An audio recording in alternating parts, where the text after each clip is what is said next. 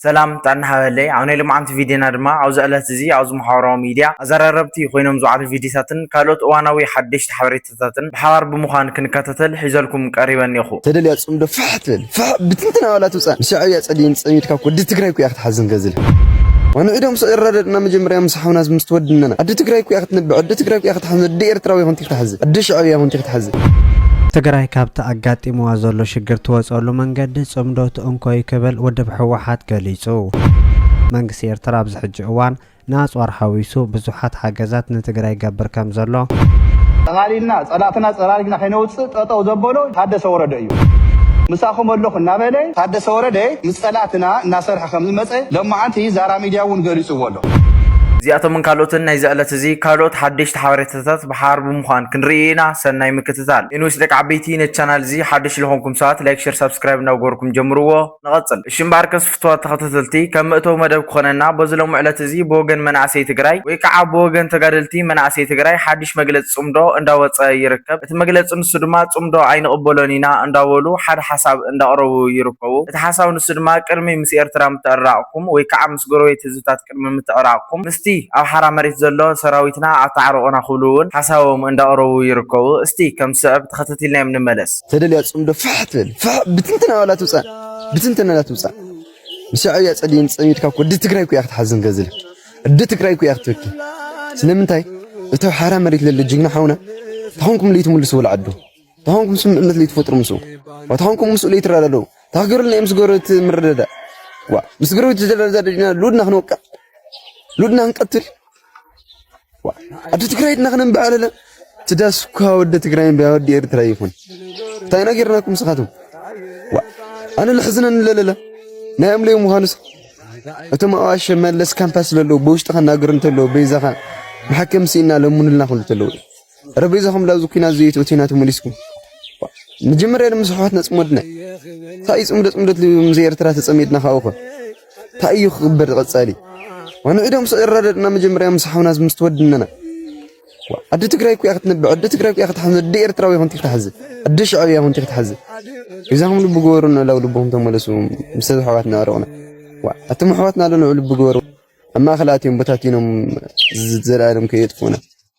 شمباركس فتوات تخطتلتي ات فيديو انا تخطتلكم يمثل نيرو مالتو وين كان منعسي تقراي ويكع كاو سراويت منعسي تقراي استسمع حبريتا ويكع حساب ازي يمثل مالتو وين قرمي مسزي ارترا متقراقكم ويكع قرمي مسغرويتات زلو هزوتات قرمي متقراقكم مجمريا مستي هاديمو زلو مس سراويت بلصقنا خوينو زلو سراويت حرامريت اتعرقنا ويكع مستي كاب تقراي كديعو حرامريت تتصنبر سراويت مسو اتعرقنا خبلو داتو سمعو يركو استي هاوز غدايزي انت حساب ويكع ريتلكم بوتاكم انتم مطلعي نعخم كغدفلكم استي نفذوا صل فيديو نسغر قصينا نرخو فيديو خا غزيو محدار ليتنال جنرال تادس ورده عاوز خلته معلتات نا اديس ابابا حدش مغشا خمزه كايده زرسع غداي كونن نعوسعو خا عاوز ساعات ميك تግራይ زعوا غزيو محدار ليتنال جنرال تادس ورده حدش تحبريتات انداوص يركب استي كم سبب تخطتيلنا ينملس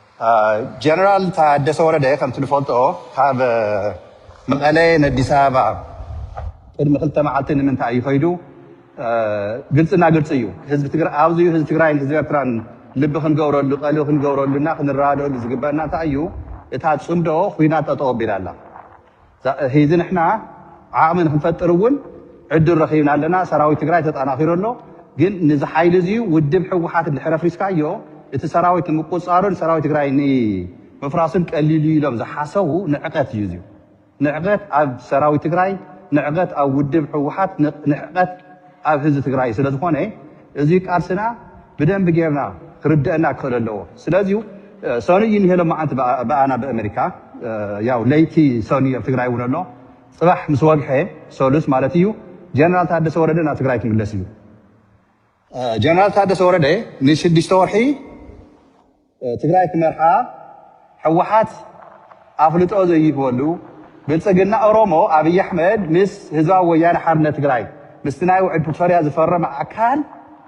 زيت ما يعيطي زيت رخكب زي جبري ني جنرال تادس وردي نخل التورحي تقراي نخمرح نختلو عالم جوراحد بينو خصن حوحات نخفرسو سراوي تقراي نخفرسو وزيج ما انتقبل الناس هو ما تግራይ ትሕተት መጸለ ያኔ ኣብዚዩ ህዝባዊ ወያነ ሓርነት ትግራይ ሰራዊት ትግራይ ነዚ መሓውር እዚዩ ስሩ በቂስኩም ጠራላ ጠጠም ዋል ዘይኮነሲ እርምጃ እንድሕር ዘይትወስዱ ኮይንኩም ኣብዚ ዝሳተፉ ዘለዉ ኣካላት ኣብ መቐለ ኣብ ትግራይ ዝነዩ ዘይተኣስሩ እንተኮይንኩም ትግራይ ትጠፈላ ኣይጠፍን ዘላ ኣክሽሊ ኮረክሽን ኬ ትግራይ ንኸጥፍእዋ ተበጊሶም ዝነዩ ሓይልታት ምስ ብልፅግና ኦሮሞ ኮይኖም ትዝገርም ነገር ሓውና ስታልን ተሰሚዕኹሞ ኣብ ስልኪ ፀኒሕ ዓንተ ወራይ መቐለ ማለት እዩ ትማሊ ነጊረኩም እየ ባይዘወይ ትማሊ ንግሆ ኣኼባ ርፊዱ ጀነራል ታደሰ ወረደ ለማዓንቲ እውን ተግፈያ ነይረ ምሳሕ ሰዓት ሃንደበት ከም ዝተደወለሉ ኣብዪ ኣሕመድ ደምሲሉ መሊቁ ሓዲሙ ኮይኑ ኣዲስ ኣበባ ትሽርሒ እትርድዎ ዘለኩም ናይ ጸለምቲ ሰራዊት ምንቅስቃስ ዝነበረ እውን ንሪኢኹሞ ሰራዊትናኡ ናይ ሓደጋ ዘእተዎም ሽዑ ጠቓሊልና ጸላእትና ጸላሊግና ከይነውፅእ ጠጠው ዘበሎ ታደሰ ወረደ እዩ ምሳኹም ኣለኹ እናበለ እዚ ሸርሐኛ እዚዩ እዚ ዝገበለ ኣብ ውሽጢ ህዝብና ናብ ውሽጢ ሰራዊትና ናብ ውሽጢ ውድብ ሕወሓትን ታደሰ ወረደ ምስ ጸላእትና እናሰርሐ ከም ዝመፀ ለማዓንቲ ዛራ ሚድያ እውን ገሊፅዎ ኣሎ የፍትዋት ተኸታተልቲ እቲ ቪድዮ ነተኸታተልኩም ይመስል ነይሩ ሚካሓውና ክብሎ ዝደለየ ነገር ግዚያዊ ምሕዳር ሌተናል ጀነራል ታደሰ ወረደ ዕሱብ መንግስቲ ብልጽግና ይኽብል ይስማዕ ዘሎ እስቲ ኣብዚ ጉዳይ እዚ ሓሳብ ወይ ከዓ ርእይቶ ዘለኩም ሰባት ኣብ ቦታ ኮመንት ተቐምጡለይ ብትሕትና ይላዎ እቶም ኣትዮም ዝነበሩ ሓይልታት ሙሉእ ብሙሉእ ከይነወግዶም ዝሓዘና ወይ ከዓ ዝዓገተና ጀነራል ታደሰ ወረደ ይኽብል እውን ተሰሚዑ ይርከብ ሚካሓውና ወይ ከዓ ሚክ ትግራይ ሽምባርከስ ፍትዋት ተኸታተልቲ ኣብዚ ጉዳይ እዚ ሓሳብ ተሃሊኩም ኣብ ቦታ ኮመንት ተቐምጡለይ ብትሕትና ይላዎ ሽምባርከስ ፍትዋት ተኸታተልቲ እዚ ካብ ረኣና እስቲ ናብ ዝቕፅል ቪድዮ ንስገር ሽምባርከስ ፍትዋት ተኸታተልቲ ቀፂልና ንርኾ ቪድዮ ከዓ ኣብ ናይል ሚድያ ዝቐረበ ሓደ ሓውና ብዛዕባ ፅምዶ ሓደሽቲ ዝኾኑ ሕቶታት እንትቐርበሉ ዝሃቦ ዓፀፋዊ ግብረ መልሲ እኒአ ንስውን ብሓባር ብምዃን ክንከታተል ሒዘልኩም ቀሪበ እኒአኹ እስቲ ከም ዝስአብ ተኸታቲልና ንመለስ ትምኒት እሱ እንዲሁ ኩሉ ሰብ ሰላም ይደሊ እዩ ወዲ ሰብ ሰላም ይደሊ እዩ ብፍላይ ድማ ምስ ጎረባብቲ ኩሉ ሰላም ይደሊ እዩ እና ነገር ግን ኩናት ብቻ እንዳተዛረቡ ክነብሩ ዝደልዩ እኒአው ብፍላይ ናይ ህዝቢ ትግራይን ናይ ኤርትራን ሰላም ብጣዕሚ ዘሕምሞም ዘይወሓጠሎም እቲ ሰላም ድቃስ ዝኸልኦም ንምንታይ ተፃሚዶም ፅምዶ ብስሩ እቲ ቃል ካብቲ ቃል ጀሚሮም ዝቃወምዎ እኒአው ፅምዶ ማለት እንታይ ማለት እዩ ኢሎም መዓልቲ እንዳተንተኑ ዝውዕሉ እኒአው which is ኩሉ ግዜ በቃ እንዳተታኮሰ ንኽነበር እንዳደመየ ንኽነበር ሕሉፍ ነበሩ ታሪካት እንዳልዓሉ ወይ ሕሉፍ ቅድሚ ሕዚ ስኻ ሕዚ ፅምዶ ኢልካ ኣለኻ ዘረሰናይ ኣባል ፅምዶ ኢልካ ኣለኻ which is ሰላም እዩ ፅምዶ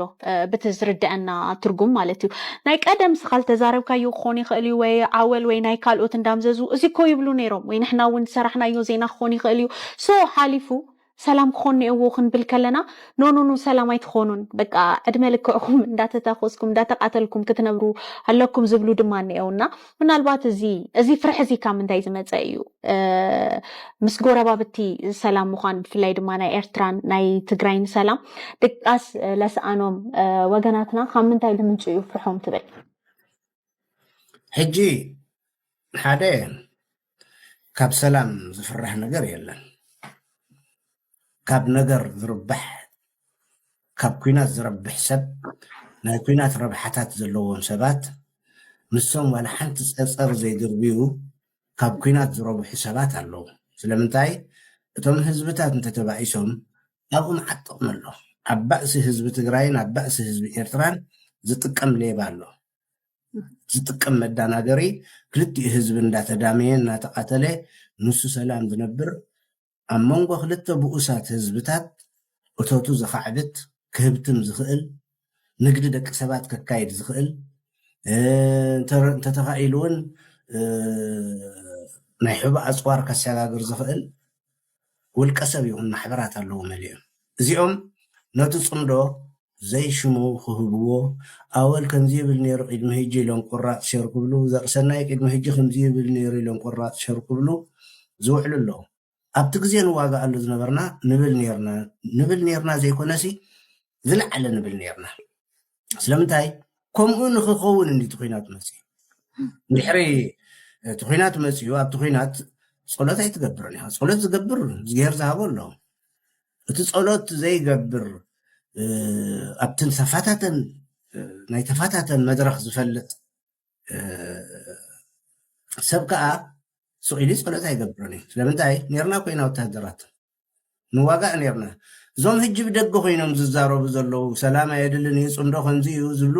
ትማሊ ምሳና ይነብሩ ናይ ዋግኡን ብወገን ናህና ብወገን ኤርትራውያን ክዛረቡ የፍትዋ ተኸታተልቲ እቲ ቪድዮ ነተኸታተልኩም ይመስል ነይሩ ማለት እውን ኣብዚ ሰዓት ፅምዶ እዚ ክካየድ የብሉን እንታይ እዩ ፅምዶ ዝተዓመሉ ዝበፅሑ ሰባት ወይ ከዓ ፅምዶ እንታይ እዩ ክብሉ ዝስምዑ ዘለው ሰባት ኣብቲ ሕሉፍ ፅንተት ትግራይ ከም ዘይነበሩን ወይ ከዓ ኣብቲ ሕሉፍ ፅንተት ኤርትራ ምንም ዓይነት ኣስተዋፅኦ ዘይገበሩ ዓይነት ሰባት እዮም ክብል እውን ዝሓውና እዚ እንዳገለፆም ይርከብ። እስቲ ኣብዚ ጉዳይ እዚ ሓሳብ ወይ ከዓ ርእቶ ተሃሊኩም ኣብ ቦታ ኮመንት ክተቕምጡለይ ብትሕትና ይላዎ። ሽምባርከስ ፍትዋ ተኸታተልቲ እዚ ካብርኣና እስቲ ናፍቲ ናይ መጨረሻን ኣገዳሲ ሓበሬታ ክንከታተል ሒዘኩም ክሰግር እየ። ሽምባርከስ ፍትዋ ተኸታተልቲ ቀፂልና ንርኾ ቪድዮ ከዓ ኤርትራ ናብ ትግራይ ኣፅዋራት ትልእኽ ምህላዋ እዩ ዝሕበር ዘሎ። እስቲ ከም ሰበብ ተኸታቲልና ንመለስ። ትግራይ ካብቲ ኣጋጢምዋ ዘሎ ሽግር ትወፀሉ መንገዲ ፅምዶ ትእንኮይ ክብል ውድብ ሕወሓት ገሊጹ።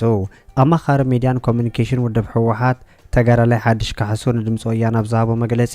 ትግራይ ካብ ዝገጢምዋ ዘሎ ሽግር ትወፀሉ መንገዲ ፅምዶ ኢሉ ዝተፈላለዩ ሃገራት ዘጋጠመን ሽግር ዝተሰጋረሉ መንገዲ ፅምዶ ከም ዝኾነ ዝገለጸ እቲ ሓላፊ ሕወሓት ኣብዚ ሕጂ እዋን ኣብ ትግራይ ብውልቀ ሰባት ዝተጀመረ ፅምዶ